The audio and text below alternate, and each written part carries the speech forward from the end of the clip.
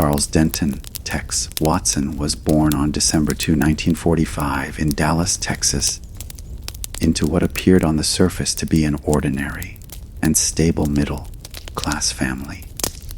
His father, Denton Watson, worked hard to provide for his family, while his mother, Elizabeth, was deeply committed to raising her children with discipline, Christian values, and the conservative traditions that defined much of Texas during that era.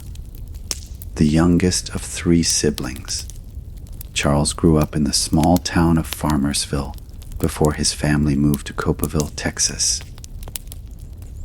His childhood, by most accounts, was relatively uneventful, marked by family gatherings, church services, and the rural simplicity of life in the American South.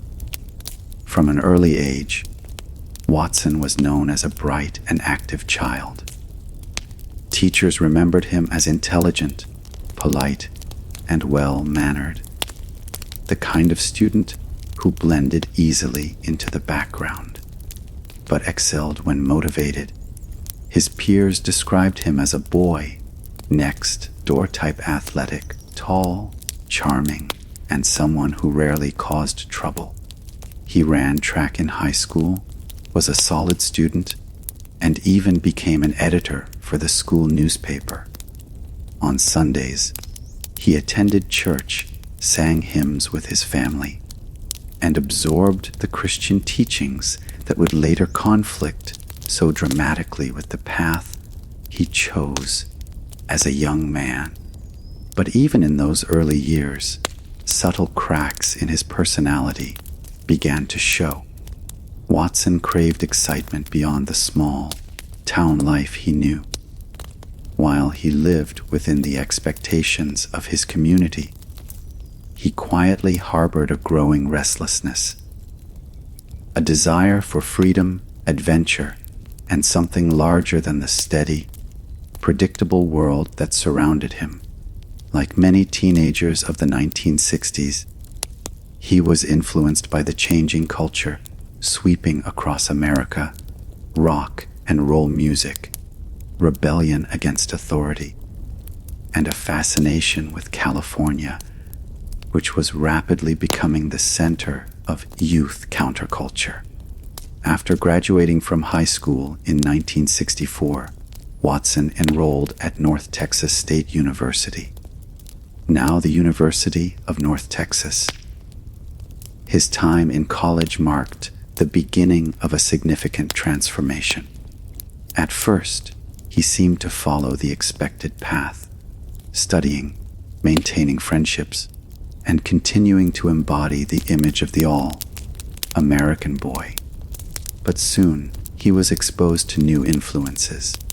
He began drinking, experimenting with marijuana, and exploring a lifestyle that was starkly different from the disciplined upbringing his parents had instilled in him.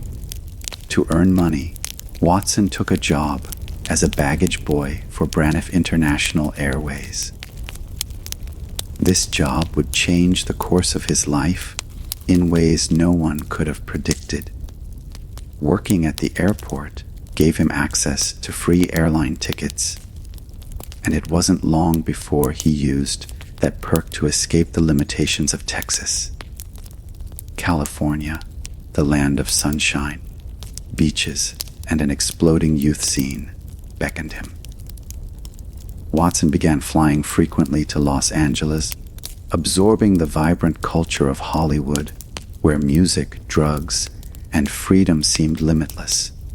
By the late 1960s, California was ground zero for the countercultural revolution, hippies, psychedelic rock, communal living, and a complete rejection of the conservative world Watson had grown up in.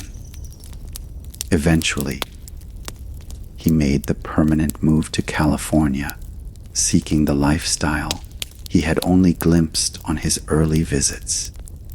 In Los Angeles, Watson's transformation accelerated.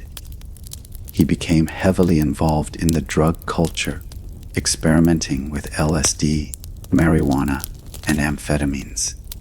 He grew his hair long, adopted the hippie style, and embraced the philosophy of free love, music, and spiritual exploration that dominated the West Coast youth movement. Though outwardly, he seemed to be enjoying the freedoms of the new era, inwardly, he struggled. He had abandoned his studies, drifted away from his family, and lost much of the identity that once kept him grounded. It was in this environment of drifting and searching that Watson would cross paths with the man who would define the rest of his life. Charles Manson. The meeting seemed almost accidental, but for Watson, it would prove catastrophic. The connection began when Watson picked up a hitchhiker who introduced him to Dennis Wilson, the drummer of the Beach Boys. Through Wilson, Watson was introduced to the chaotic orbit of the Manson family, a communal group led by the charismatic yet deeply manipulative Charles Manson. By the late 1960s, the Manson family was already notorious in Los Angeles circles. They were a group of mostly young women and a handful of men who worshipped Manson as a spiritual leader, a prophet who preached a warped version of the coming apocalypse. To lost, searching youth, Manson offered a sense of belonging, purpose, and community. For someone like Watson, disconnected from his roots, immersed in drugs and yearning for meaning, Manson's philosophies were intoxicating. Watson quickly found himself drawn to Manson's worldview. He became a regular presence at Spahn Ranch, the family's communal home in the California desert. There, Manson preached a doctrine that blended biblical references, racial paranoia, and the promise of a violent revolution he called Helter Skelter. Manson claimed that an apocalyptic race war was inevitable, and his followers would emerge as the leaders of a new world order. To most outsiders, these ideas sounded delusional, but to Watson, already adrift and seeking something greater than himself, they offered a sense of destiny. What made Watson especially valuable to Manson was his loyalty, his physical strength, and his willingness to obey without question. Unlike many of the women in the family who were enchanted by Manson's charisma, Watson seemed to recognize the darker side of Manson's vision, and he embraced it. Before long, he had become one of Manson's most trusted lieutenants, the right-hand man who would later carry out some of the most infamous murders in American history. As the 1960s neared their violent end, Watson's transformation from small-town Texas boy to Manson's executioner was complete. The values of his Christian upbringing, the discipline of his childhood, and the ambitions of his early years had all been stripped away, replaced by a dangerous devotion to a man who thrived on control, violence, and chaos. Watson had abandoned his identity, surrendering himself entirely to Manson's world. And soon, this blind loyalty would place him at the center of a series of murders that shocked the nation and forever etched his name into history. By the time Charles, Tex, Watson fully immersed himself in the world of the Manson family, he was already in a fragile and impressionable state. The move from Texas to California had stripped him of his grounding, leaving him searching for meaning in a city that thrived on illusion and excess. Drugs had weakened his judgment, and loneliness had made him vulnerable. Into this void stepped Charles Manson, a man who understood better than most how to prey on insecurity and exploit the lost souls who gravitated toward him. The Manson family lived at Spahn Ranch, an aging movie set and horse riding facility in the San Fernando Valley that had fallen into disrepair. It was here that Manson and his followers created a kind of twisted commune, living off stolen food, hustling money, and surviving on scraps while spending nights around campfires, playing music, taking drugs, and listening to Manson's endless stream of philosophy. To outsiders, the family looked like a ragtag group of hippies.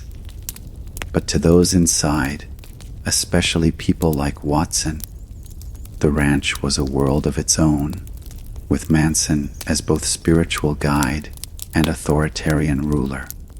Manson's philosophies were a bizarre mix of apocalyptic prophecy, biblical references, Eastern spirituality, and personal delusion. He preached that society was on the brink of collapse and that a violent race war was coming, one he famously called Helter Skelter, a phrase he borrowed from a Beatles song. In Manson's twisted interpretation, the lyrics of the Beatles' White Album were prophetic messages meant only for him and his followers. He claimed that Black Americans would rise up against the white establishment, but being unable to govern themselves, they would need guidance.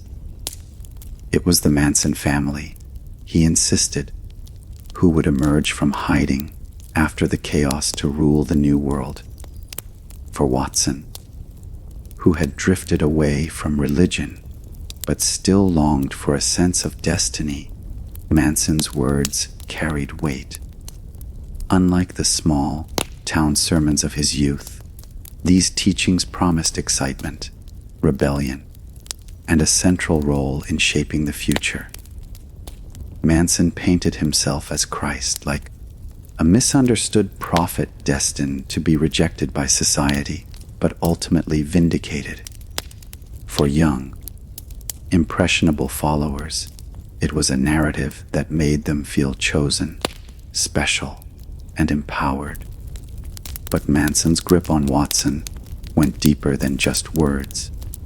LSD and other psychedelic drugs were a constant presence at the ranch, and Manson would use them during his sermons.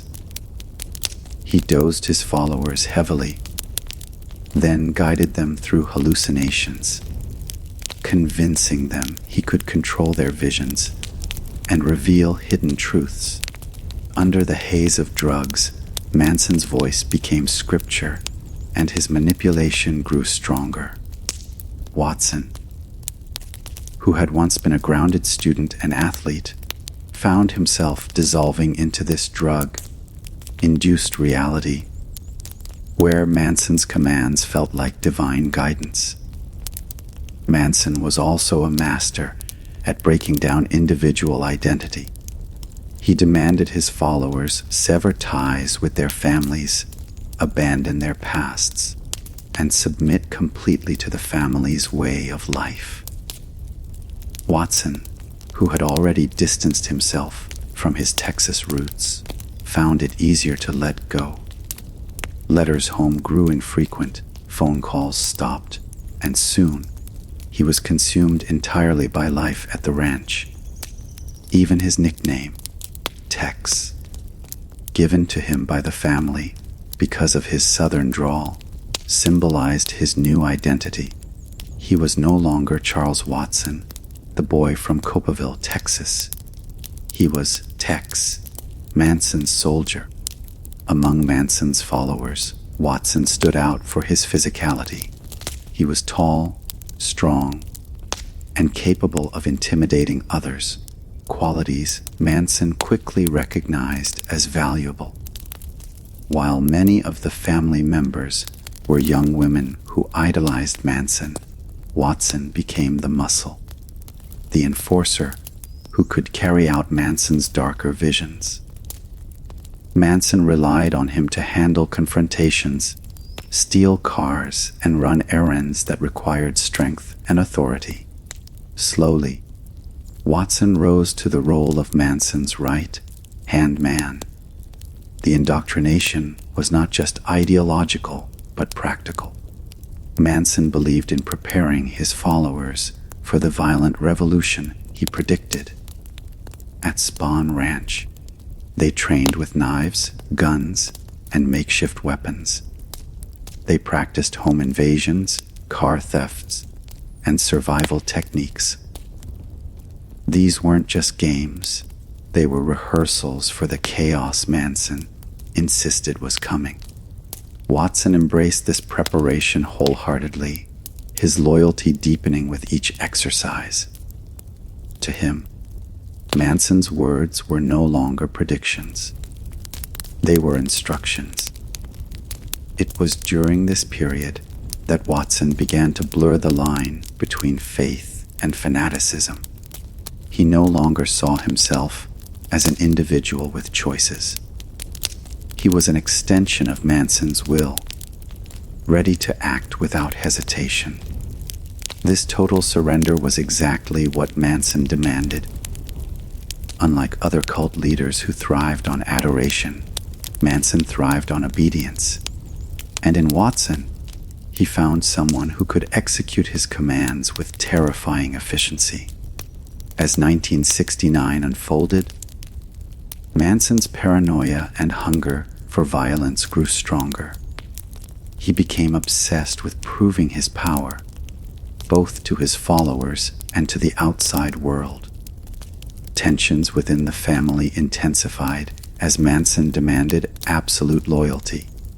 Drugs and delusion fueled his prophecies, and he began to speak openly of needing to spark helter-skelter himself if the revolution did not begin on its own. Watson listened, absorbed, and accepted these ideas as truth. The bond between Manson and Watson was cemented not just through ideology, but through shared responsibility for violence. Watson participated in smaller crimes with the family, auto theft, armed robberies, and even assaults. That hardened him and tested his commitment. Each act chipped away at the remnants of his former self, replacing conscience with obedience. To disobey Manson was unthinkable. To question him was impossible. For Manson, Watson became indispensable. He was the executor, the one who could transform words into bloody action. And when Manson finally gave the order to commit murder in the summer of 1969, it was Watson he entrusted with the task. That trust would not be misplaced. By then, Watson had been fully indoctrinated into the family. His Texas upbringing, his education, his ties to the outside world, all of it was gone. In its place stood a man who saw murder not as a crime, but as destiny. The boy who once ran track in high school and sang hymns in church had been erased. Now he was Manson's instrument, sharpened and ready. The indoctrination was complete. The stage was set. And soon, Charles Tex Watson would step into infamy, leading the family into the horrific nights that would shock the nation, define an era, and forever mark him as Manson's right-hand killer. By the summer of 1969, the Manson family's descent into violence had reached its breaking point. Charles Manson, increasingly paranoid and desperate to prove his prophecy of helter-skelter, was ready to forcefully ignite the chaos he believed was coming. His speeches grew darker, his commands more sinister, and his followers more eager to demonstrate their devotion. At the heart of this plan was Charles Tex Watson, the man Manson trusted most to carry out his bloody vision. On the night of August 8, 1969, Manson summoned Watson and gave him a chilling directive. Take a group of family members to a house in Benedict Canyon, Los Angeles, and kill everyone inside. The home at 150 Cielo Drive had once been occupied by music producer Terry Melcher, who had rejected Manson's ambitions of becoming a recording artist. Though Manson knew Melcher no longer lived there, the house symbolized his resentment toward Hollywood, fame, and the establishment that had dismissed him. Inside that night were actress Sharon Tate, 8 months pregnant, along with her friends Jay Sebring, Abigail Folger, and Wojciech Frykowski. Also present was Stephen Parent, an 18-year-old visiting the property caretaker. None of them had any connection to Manson, but they were about to become victims of his madness. Watson was the unquestioned leader of the killing party. Accompanying him were 3 women: Susan Atkins, Patricia Krenwinkel, and Linda Kasabian. While Manson himself stayed behind at the ranch, he placed full confidence in Watson to execute his orders without hesitation. The group drove through the Los Angeles night in a borrowed car, the atmosphere thick with anticipation and dread. Watson carried a gun, knives, and the cold determination of someone who believed he was fulfilling destiny. When they arrived at the property near midnight, Watson took charge immediately. Spotting a car parked in the driveway, he approached and discovered Stephen Parent sitting inside. Parent, startled, begged for his life, insisting he wouldn't say anything. But Watson showed no mercy. He raised his revolver and fired 4 shots into the young man, killing him instantly. It was the first murder of the night, and it set the tone for the horror to come.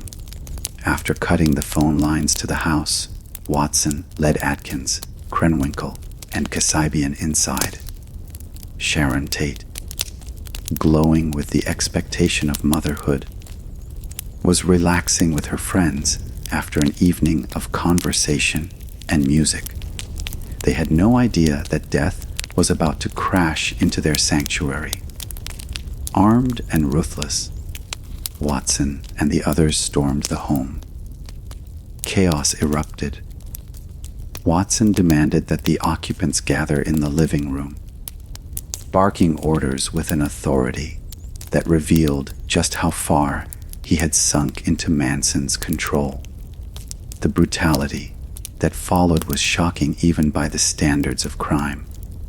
Jay Sebring, the Hollywood hairstylist and Tate's close friend, tried to protect her but was shot and stabbed multiple times by Watson.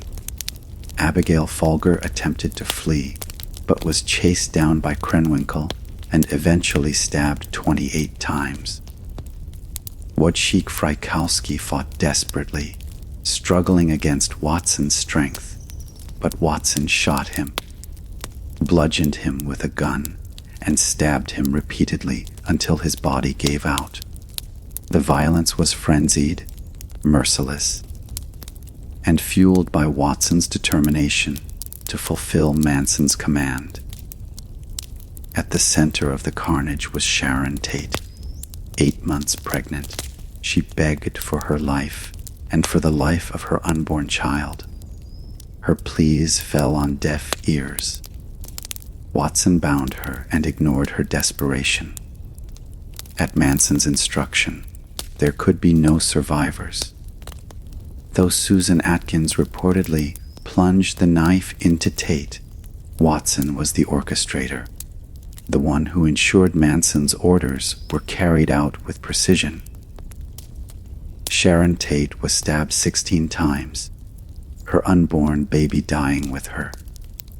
When the killers finally left the house, the scene they left behind was one of unspeakable horror. Blood covered the floors and walls, bodies lay lifeless, and the quiet neighborhood of Benedict Canyon had become the site of one of the most infamous crimes in American history. On the door of the home, the word Piagi was scrawled in Tate's blood, a grim message that reflected Manson's obsession with sparking helter-skelter. But the slaughter was not over. The very next night, August 9, Watson once again led a group of family members, this time including Leslie Van Houten and Steve Clem Grogan, into another home. The targets were Leno and Rosemary LaBianca, a wealthy couple living in Los Feliz.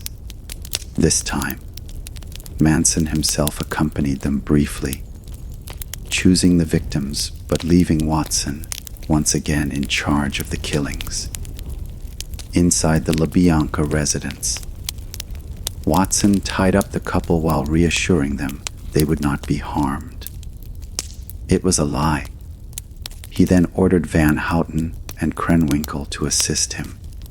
In a frenzy of violence, Watson stabbed Leno LaBianca repeatedly, eventually leaving a knife and carving fork protruding from his body. Rosemary LaBianca suffered a similar fate, stabbed dozens of times by Watson and Van Houten. After the murders, the killers scrawled messages like "Death to pigs" and "Helter Skelter" on the walls in blood, continuing Manson's delusional plan to ignite a racial war. The Tate-LaBianca murders shocked Los Angeles and the world. The brutality, the randomness of the victims, and the grotesque messages left behind created a climate of fear unlike anything the city had ever seen. Hollywood stars hired bodyguards, installed security systems, and armed themselves, terrified that they could be next. Newspapers described the crimes as ritualistic, satanic, and incomprehensible. For days, the city buzzed with speculation, rumors, and fear. Meanwhile, Watson and the others returned to Spahn Ranch, behaving as though nothing extraordinary had occurred. To them, these murders were not just acts of violence. They were proof of loyalty, demonstrations of faith in Manson's prophecy. For Watson, in particular, the killings solidified his role as Manson's executor, the one who could turn fantasy into bloody reality. He had crossed a line from which there was no return. What made the murders even more haunting was the cold efficiency with which Watson carried them out. He was not a frenzied killer acting on impulse. He was calm, calculated, and methodical, ensuring that Manson's vision was realized step by step. This level of control would later make him one of the most terrifying figures in the saga. The embodiment of how Manson's manipulation could transform ordinary people into instruments of unimaginable violence.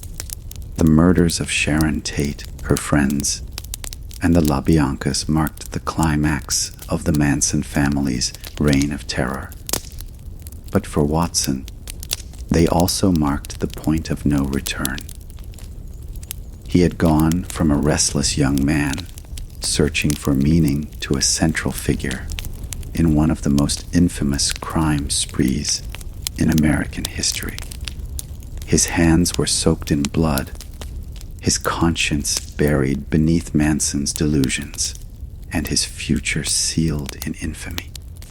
In the weeks following the Tate-LaBianca murders, Los Angeles was paralyzed by fear and confusion.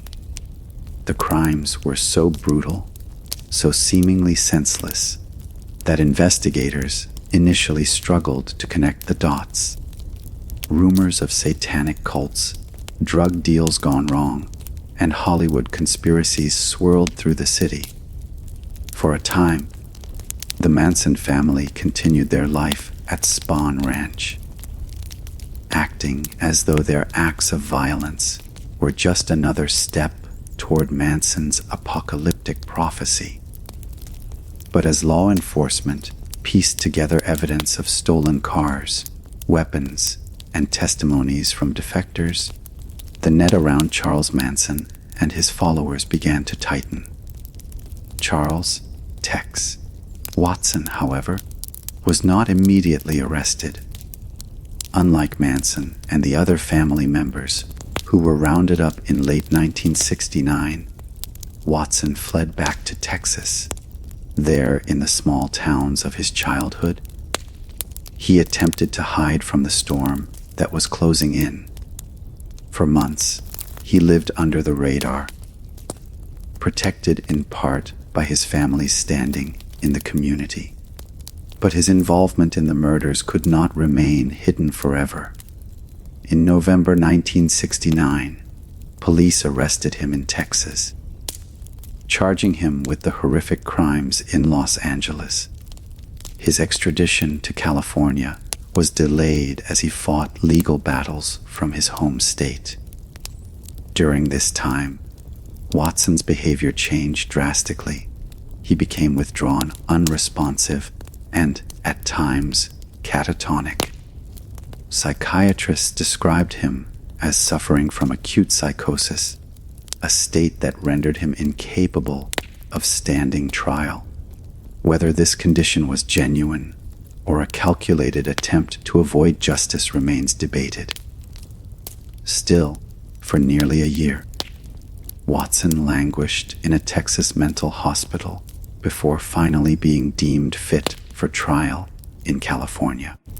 When he was returned to Los Angeles in 1971, the city was still reeling from the sensational trial of Charles Manson and other family members.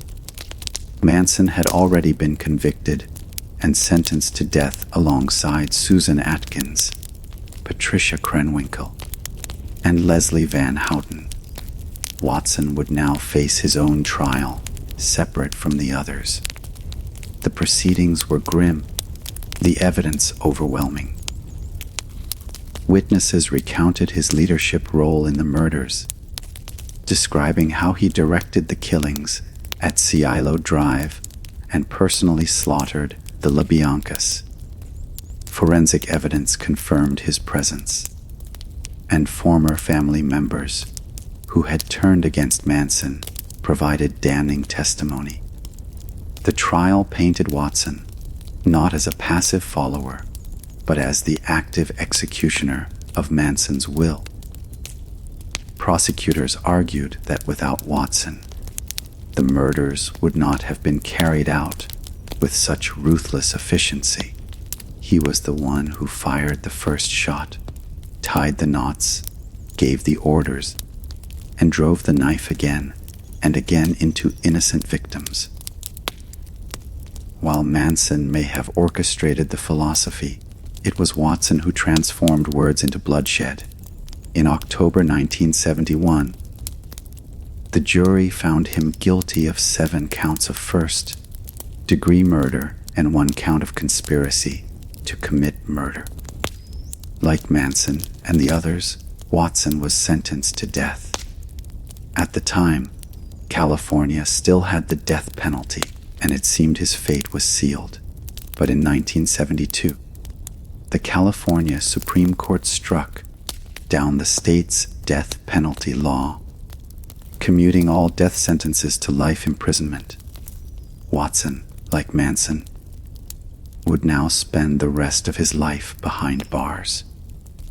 Prison became the stage for Watson's next transformation. Stripped of the drugs, the desert freedom of Spahn Ranch, and the daily presence of Manson, he sought a new identity.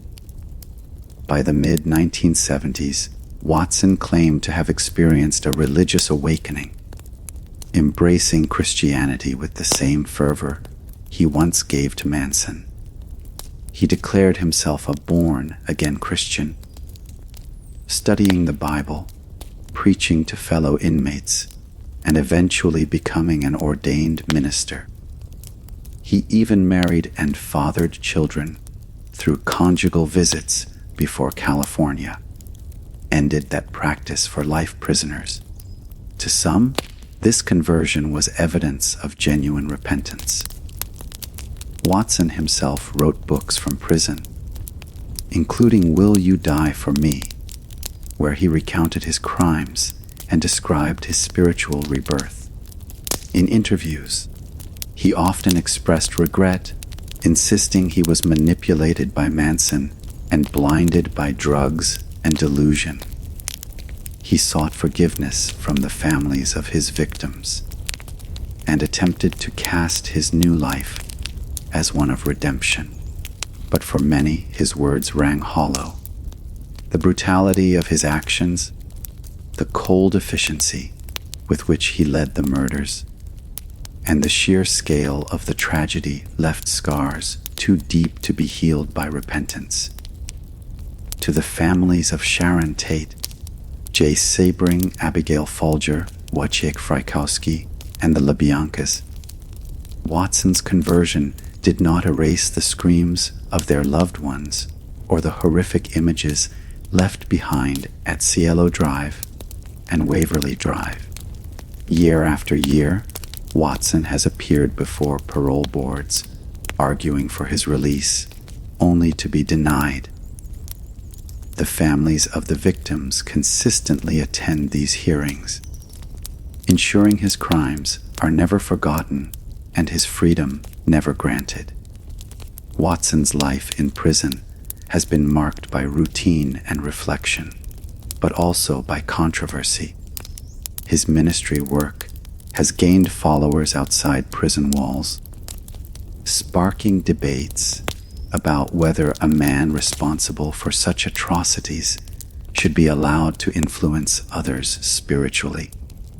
For critics, Watson's religious persona feels like another mask, another role assumed for survival. For supporters, it represents the possibility of redemption, proof that even the darkest souls can find light. As decades passed, the legend of Charles Manson grew, cemented by books, documentaries, and films that chronicled the cult and its crimes. Yet in many ways, Watson's role was even more chilling. While Manson was the manipulator, Watson was the doer. He was the man who pulled the trigger, tied the knots, and wielded the knife. Without him, Manson's prophecies might have remained just delusions. With him, they became one of the most infamous crime sprees in American history. Today, Charles Tex Watson remains incarcerated in California, serving his life sentence. He has been denied parole more than a dozen times, with each hearing reopening the wounds of 1969. Now in his late 70s, he lives out his days in the shadow of his crimes, his name forever linked to Manson, Tate, and the nightmarish summer that changed America. The legacy of Tex Watson is a reminder of the fragility of human conscience and the terrifying power of manipulation. He was not born a killer. He was a small town boy, an athlete, a student, someone who might have lived an ordinary life. But in his search for belonging, he surrendered his will to a man who thrived on control and violence. That surrender turned him into a weapon, and with it, he destroyed lives, dreams, and futures. In the end, Charles Tex Watson will be remembered not for his redemption, nor for his claims of faith, but for his role as the right-hand killer of Charles Manson. the man who carried out the murders that shocked the world and left a dark legacy that endures to this day.